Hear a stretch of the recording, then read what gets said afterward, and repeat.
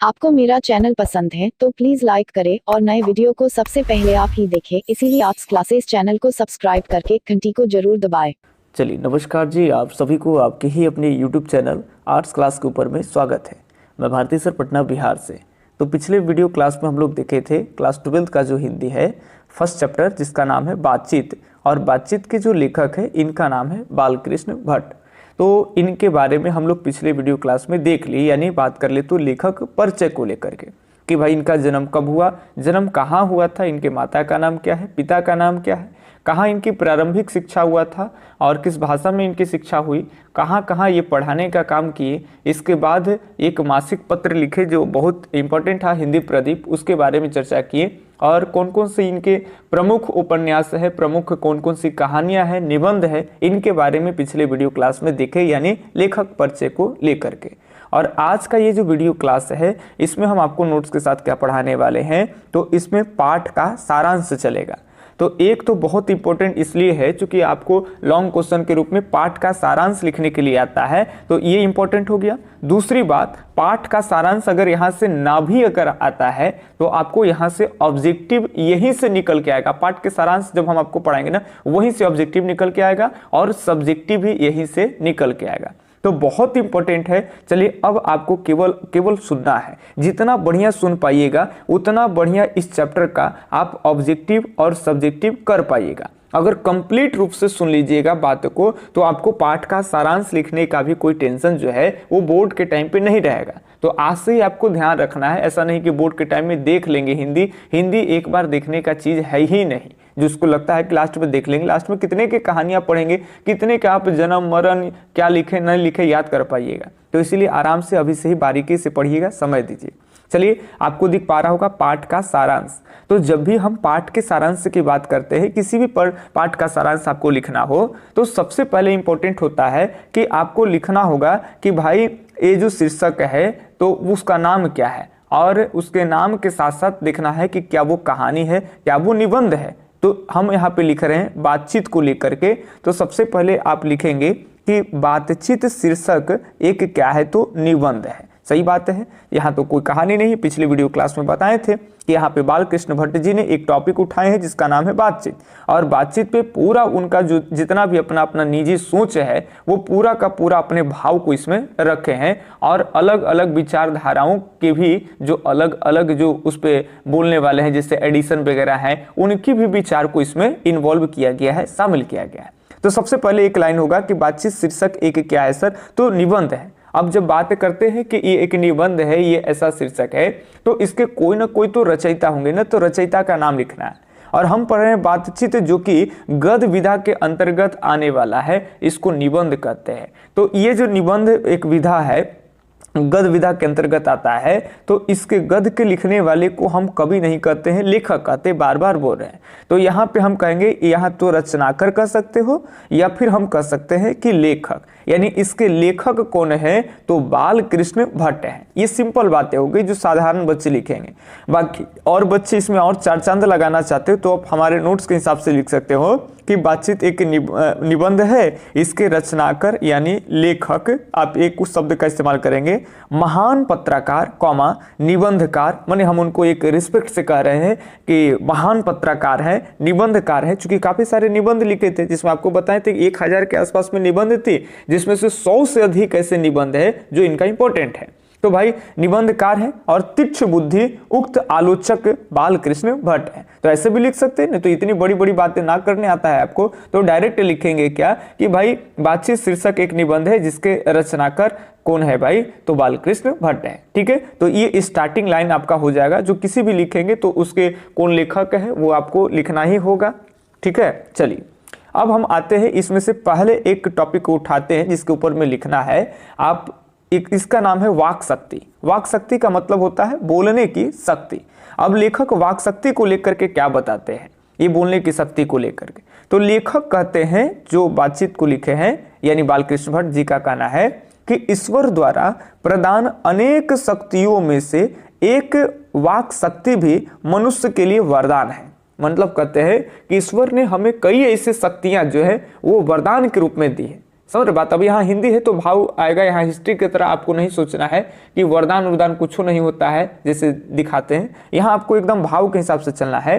अब बढ़िया से सुनेंगे, यहाँ क्या कह रहे हैं कि ईश्वर हमें कई ऐसी शक्तियां दिए हैं, उन शक्तियों में से एक वरदान के रूप में क्या दिए हैं हमको, तो वाक शक्ति यानी बोलने की शक्ति भी दी है। आप सोचिए यदि वाक शक्ति नहीं होती तो संसार के लोग जो है वो गूंगे प्रतीक होते। आपको प्रश्न आ जाएंगे कि वाक शक्ति नहीं होती तो संसार कैसा होता, तो भाई गूंगे प्रतीक होता, गूंगे दिखती। ठीक है, अब यहाँ पे ध्यान रखेंगे, अपना कोई सुख और दुख जो है वो प्रकट नहीं कर पाता। अब ध्यान रखेंगे, लेखक ऐसा सोच रहे हैं कि अगर वाक शक्ति नहीं होती तो दुनिया क्या होती, तो गूंगे होती और अपना कोई भी आदमी किसी से सुख और दुख जो है वो कह नहीं पाता। आप सोचिए कि मान लेते हैं आपका यहाँ पे एक मित्र है और एकदम लहलह दोपहरिया का एकदम टाइम है, एकदम खंधा में गेल है और इन्हें से तुम्हारा दोस्त है जी, और दोस्त के पीछे एगो केबिन में से एकदम चुड़ैल जो है से कि एकदम दिखा रही है, नाच रही है या पिठवा दिखा रही है। तन्नी को से सुनते हैं ना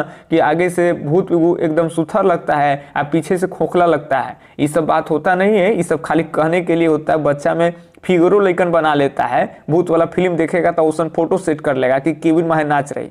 लेकिन हम एक बात आपको कह रहे हैं, मान लेते कि यहाँ पे कोई चुड़ैल है, या फिर मान लेते यहाँ धरती फट रहा है और आगे से फटते आ रहा है, यहाँ पे तुम्हारा दोस्त है, अब भैया तुम यहाँ हो। अब दोस्त को आपको उसको कहना है कि वहां से हट जाओ, काहे भाई, तो पीछे चुड़ैल है या फिर धरती फट रहा है। तो आज तो हम बोल के इसको बोल देते हैं, लेकिन ये बोलने की शक्ति नहीं रहती तो क्या करते, ये इशारे करते रह जाते हम और ये समझ नहीं पाता, तब तक समस्या हो जाएगा। तो बहुत सारे ऐसे चीजों में देखेंगे कि आप फील कर पाएंगे कि बोलने की शक्ति भी ईश्वर ने बहुत अद्भुत शक्ति हमें दी है, और इसकी बहुत सारी चीजों के ऊपर देखेंगे। लेकिन लेखक पहले वाक शक्ति को लेकर के, बोलने की शक्ति को लेकर के भूमिका बना रहे हैं, तो ये बातें आपको ध्यान में रखना है।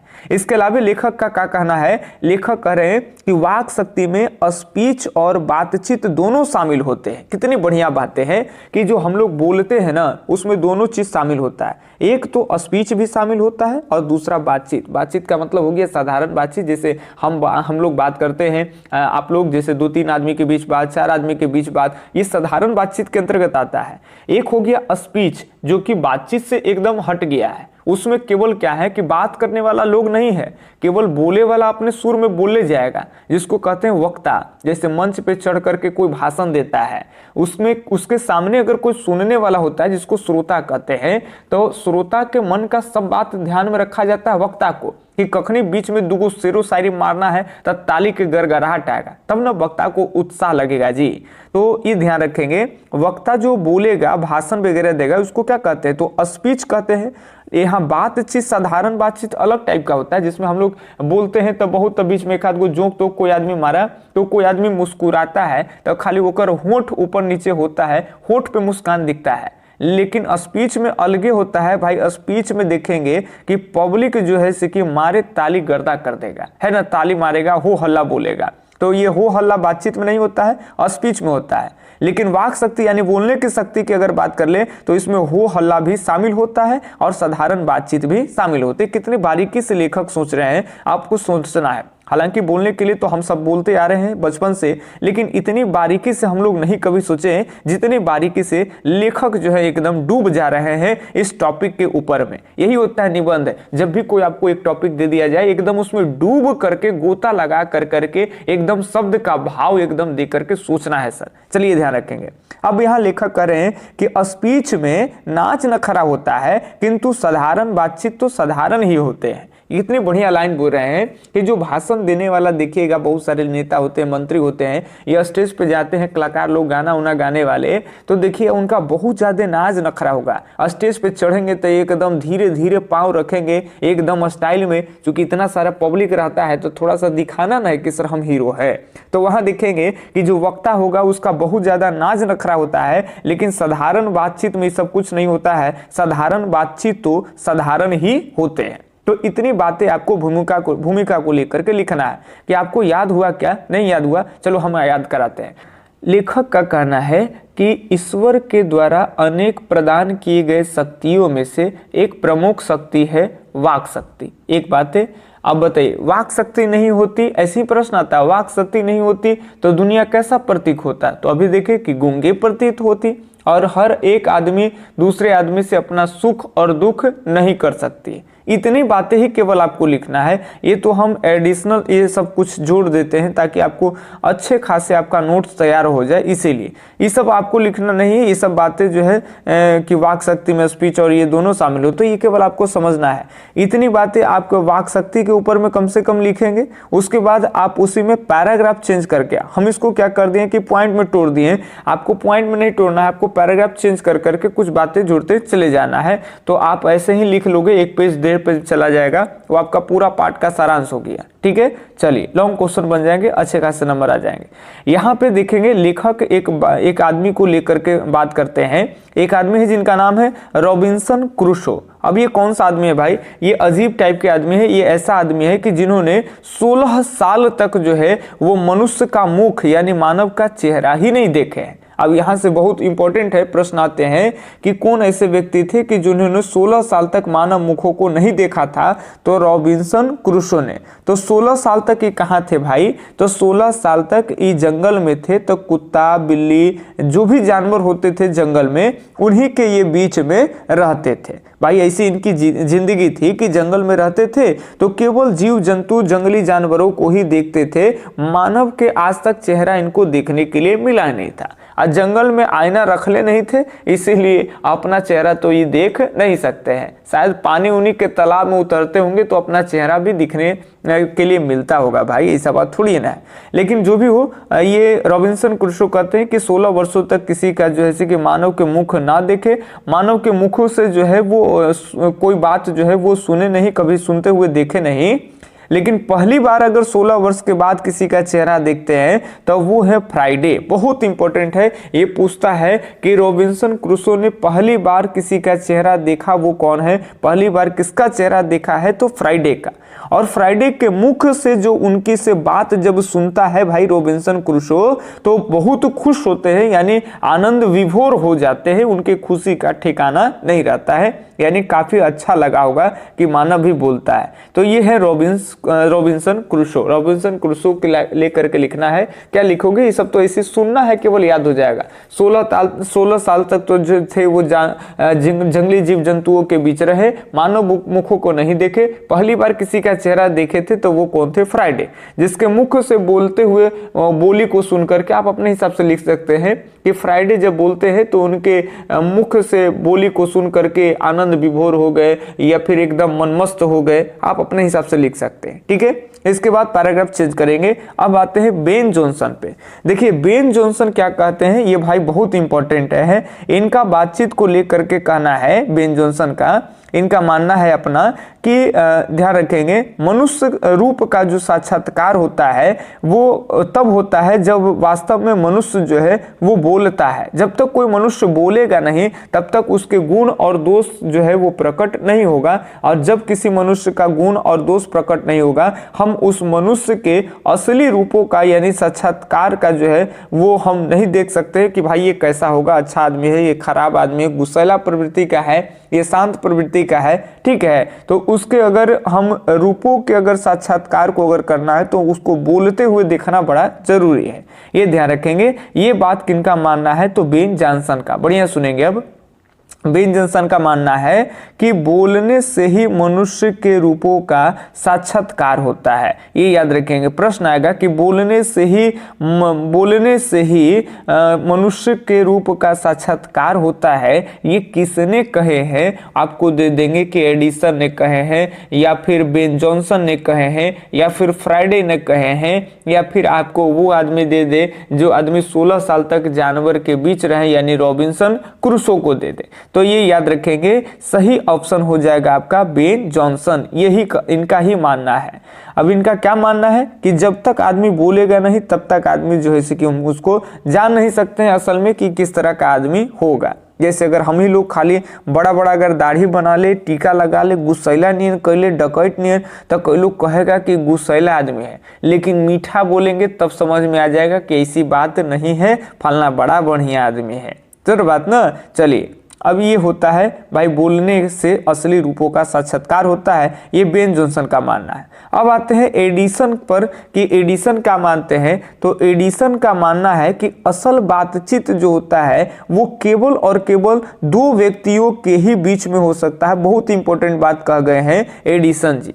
एडिसन का ऐसा मानना है कि असल जो बातचीत होता है वो बस दो ही व्यक्ति के बीच हो सकता है। जब दो व्यक्ति आकर के बात करेगा सामने से तो ये दोनों को अपने आप पर एक दूसरे पर फुल कॉन्फिडेंस में भरोसा हो जाएगा, ये खूब एक से दिल खोल के बात करेगा।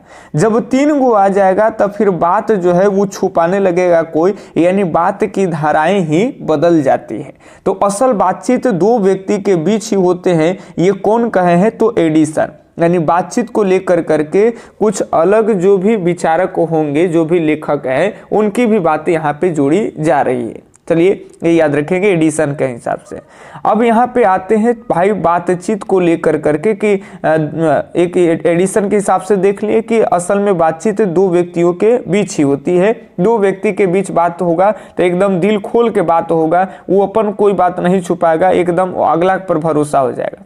अब तीन आदमी के बीच के बात के अगर हम देखें तो कहते हैं कि तीन व्यक्तियों के बीच जो बातचीत है वो त्रिकोण की तीन रेखाएं मानो अंगूठी में नग सी जड़ी है, इसमें बातचीत की धारा ही बदल जाती है। जैसे त्रिकोण एक ये हो गया और एक ये हो गया, एक ये हो गया और तीन ऐसे रेखाएं कुछ एक अंगूठी की तरह ऐसे हो जाता है और इसमें एक नग की तरह जड़ी हुई है। ये ध्यान रखेंगे, इसमें मानो कि अंगूठी में नग सी जड़ी हुई है।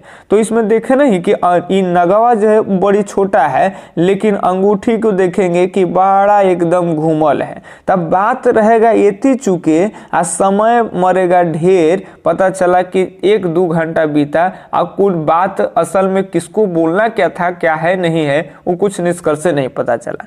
तो ये जो हो गई वो तीन व्यक्तियों के बीच में बातचीत होती है तब। अब जब चार व्यक्तियों के बीच बातचीत होता है तब क्या होता है भाई, तो चार व्यक्ति के बीच बातचीत केवल फॉर्मेलिटी होती है। ये याद रखेंगे, केवल क्या होती है फॉर्मेलिटी। हम यहाँ पे लिख दिए कि फॉर्मेलिटी का मतलब होता है कि भाई दिखाने के लिए, यानी असली बात है ये नहीं है, सब फेंके वाला बात कहेगा। ये जब चार वो अगर आदमी रहेगा तो ये कुछ कहेगा ये अपन बाल बच्चा के खूब फेंक फेंक के बड़ाई कैले है, तो ये अपनों आदमी के कोई फेंक फेंक के बड़ाई कैले है, हो सकता है कि अपने बारे में ही फेंक फेंक के बड़ाई कर रहा है, यानी सब दिखावे के लिए बात करता है। कोई आदमी चिन्हाइले नहीं चाहेगा जी। तो इसको कहता है, लेखक कितना बढ़िया शब्द का इस्तेमाल किए, हिंदी लिखते लिखते एकदम फॉर्मेलिटी शब्द का भी इस्तेमाल किए हैं। फॉर्मेलिटी बोलते हैं इसको, लेकिन बोलते हैं फॉर्मेलिटी, याद रखेंगे।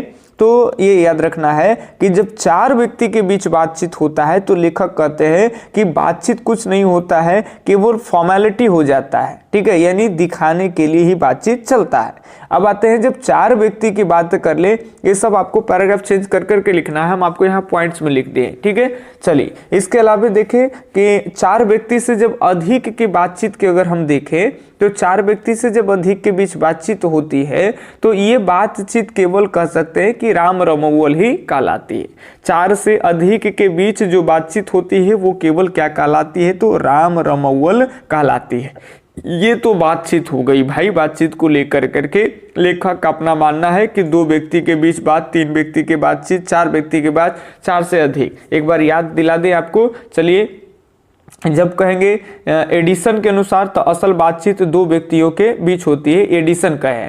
तीन व्यक्ति के बीच बातचीत अंगूठी में नगीना से जड़ गई है, और चार व्यक्ति के बीच जो बातचीत होगा वो फॉर्मेलिटी रह जाता है, और चार से अधिक व्यक्ति का जो बातचीत हो जाएगा वो सर राम रमौवल कहलाएगा। इतनी बातें आपको याद रखना है, एकदम प्रश्न जो है वो कहीं तरह से छूटने वाला नहीं है। अब लेखक के हिसाब से तनी बातचीत के कहते हैं कि अलग अलग प्रकार होते हैं। भाई कौन कौन से प्रकार हैं, क्योंकि अलग अलग जब लोग बतियाते हैं अपने हिसाब से तो वो अपने तौर तरीके से बतियाते हैं। इस पर लेखक जो है बातचीत के विभिन्न जो है वो भेद कहे हैं, भेद मतलब प्रकार। अब पहले तो लेखक का कहना है कि बूढ़े के बीच की बातचीत, जहाँ पे दो बूढ़े के बीच में बातचीत होती है जी, वो बातचीत में वो क्या करते हैं, बूढ़ा लोग कैसे बतियाते हैं, तो बूढ़ा के भी बतियाने में लेखक एकदम रम गए हैं कि कैसे बतियाते हैं। तब बूढ़ा लोग क्या करेगा जब बतियाएगा भैया, तो ये जमाने की शिकायत करते हैं। काहे काहे कि बूढ़ा लोग काफी समय को देख लिए होते हैं ना, पहले से लेके अब तक, तो वो लगते हैं जमाना के शिकायत करने के लिए, जिसमें से 4 जो है वो सच और 10 झूठे बात बतियाते हैं। ये याद रखेंगे। आपको लगता है जैसे वो कहेंगे कि हमारे जमाना में इससे होता था, हमारे जमाना में बच्चा जो है जैसे कि पढ़ता था कैसे, तो नीचे बोरा बिछा लेता था, और स्कूल नहीं रहता था, छत उत नहीं रहता था, सूरज के लाइट आता था, सवेरे सवेरे प्रार्थना करके भुइयां में बोरा ले जाते थे और ओकरे पर बिछा के पढ़ते थे। कोई नहीं आया तो ओकर घरे से मास्टर जी खींच के लेके आ जाते थे। लेकिन आजकल के लइकन देखिए, अब बड़ा बड़ा बिल्डिंग हो गया है, लइकन जाता है खाली वहां फॉर्म भरने के लिए, और वो में ऑनलाइन हो गया है। आप पढ़ेला तो खाली वहां पर कॉलेज में रजिस्टर में नाम हाजिरी रहता है, और यहाँ पे पढ़ता है लइकन ऑनलाइन से, जहाँ पे मास्टर न जाने कौन देश दुनिया में है और लइकन कहाँ है। माने यही सब समाज में जो भी पहले क्या है अब क्या है, इसको ले कर करके और वो जमाने की क्या करते रहते हैं, तो शिकायत करते हैं। ये तो बात हो गई कि जब भाई 2 बूढ़े बतियाएंगे तब जमाना के क्या करेंगे, शिकायत करेंगे। हर चीज में पहनावा के लेकर के भी कहेंगे कि पहले हमने ये सब पहना ली, पहले बेल बटन वाला पैंट पहना ली, एक वो हल कार्गो जीन्स, अब तो लेकिन अटिंग कटिंग अटल फटल सब पहरा, सब फैसने हवा। ये जमाना की शिकायत करते हैं। ये कौन करेंगे, बूढ़ा जो काफी समय देख लिए होंगे और अब बुजुर्ग हो गए हैं।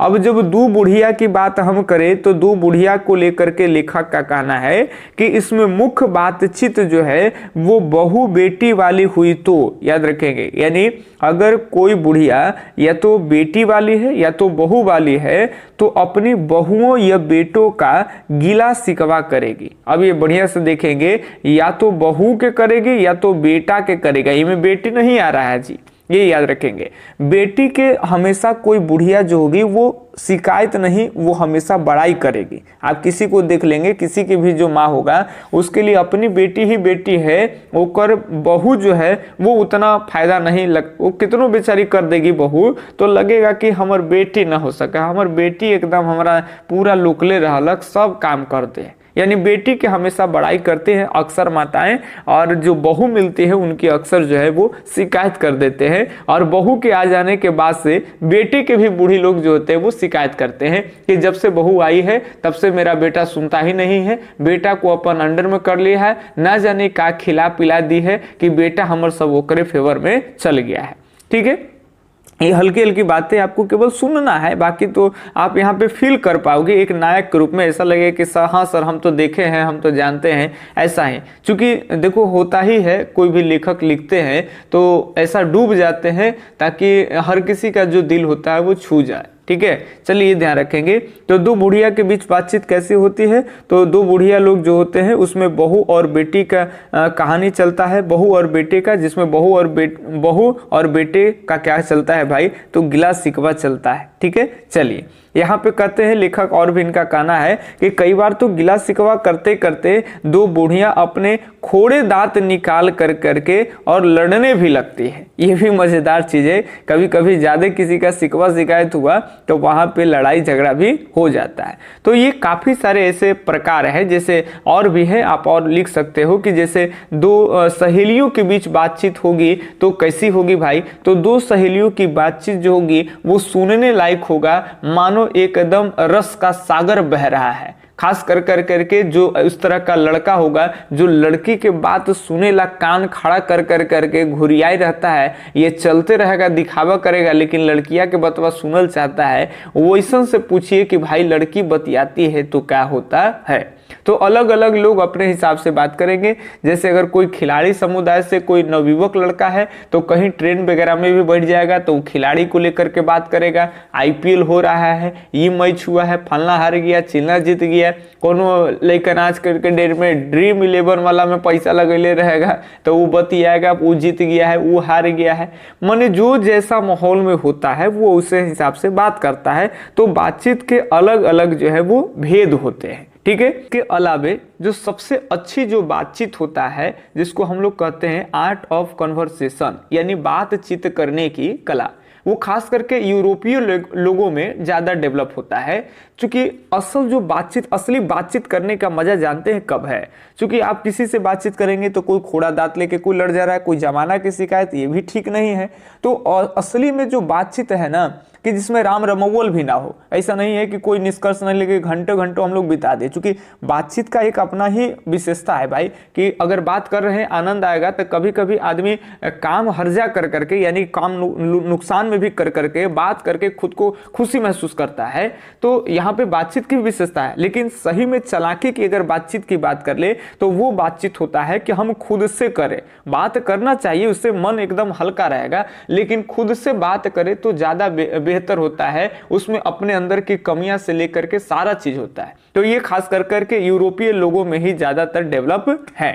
तो चलिए आगे के एक पार्ट्स में आपको कुछ और बची बातें हैं वो करा देंगे, और उसी में हम अटैच कर करके कुछ क्वेश्चन लेके आएंगे। ऑब्जेक्टिव तो अलग से लेके आएंगे, लेकिन शॉर्ट और लॉन्ग क्वेश्चन जो है वो करा देंगे अगले पार्ट्स में। और उसके बाद एक पार्ट्स और हिंदी पे लेके आएंगे फर्स्ट चैप्टर का ऑब्जेक्टिव। उसके बाद आप कहीं भी जाइए और फर्स्ट चैप्टर से आप बनाइए, आपसे टोटल प्रश्न जो है वो बनेंगे। तो चलिए, अगर आपको वीडियो से कुछ लाभ मिला होगा तो लाइक तो किया ही कीजिए, प्लस अपनी राय जो है वो कमेंट बॉक्स में जनाब जरूर छोड़िए। हम आपके कमेंट का इंतजार करेंगे। तब तक के लिए धन्यवाद। जय हिंद, अल्लाह हाफिज। आपका दिन शुभ हो।